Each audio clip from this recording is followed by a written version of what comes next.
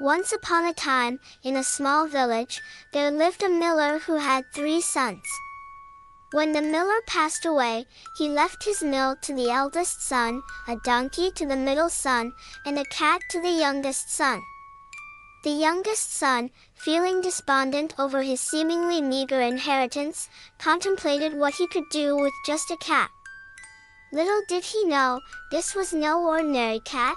The cat, seeing his master's despair, spoke up, "Do not worry, master. Give me a pair of boots and a bag, and I will make your fortune." Astonished but intrigued, the young man complied.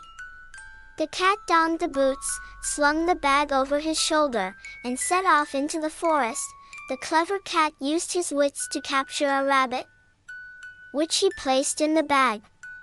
He then presented the rabbit to the king, saying, "A gift from my noble master, the Marquis of Carabas." The king, impressed by the gift, thanked the cat and accepted it graciously. The cat continued this routine, bringing various game to the king, always attributing the gifts to the Marquis of Carabas. One day, the cat learned that the king and his daughter, the beautiful princess, were planning a carriage ride by the river. The cat rushed home and instructed his master to bathe in the river at a specific spot. Obeying the cat's instructions, the young man jumped into the river. As the royal carriage approached, the cat ran up to the king, shouting, "Help! My master, the Marquis of Carabas, is drowning." The king immediately commanded his guards to rescue the young man. Once he was safe, the cat explained that thieves had stolen his master's clothes. The king, recognizing the cat from the many gifts, offered fine clothes to the young man and invited him into the carriage. The young man, now dressed as a noble, introduced himself as the Marquis of Carabas. As they traveled, the cat ran ahead to a vast estate owned by a powerful ogre. The cat, ever cunning, devised a plan. He approached the ogre and flattered him, saying, "I have heard of your great power. Is it true you can transform into any animal you choose?"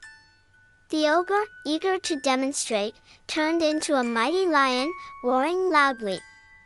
The cat feigned fear and then asked, "But can you also turn into a small animal, like a mouse?" The ogre, not seeing the trick, transformed into a tiny mouse. Quick as lightning, the cat pounced and devoured the mouse. When the king's carriage arrived at the estate, the cat greeted them at the gate. "Welcome to the castle of the Marquis of Carabas," he announced. The king, impressed by the vast lands and grand castle, offered his daughter's hand in marriage to the young man. The young man, who had fallen in love with the princess, gladly accepted, and so, the young man, with the help of his extraordinary cat, married the princess and lived happily ever after.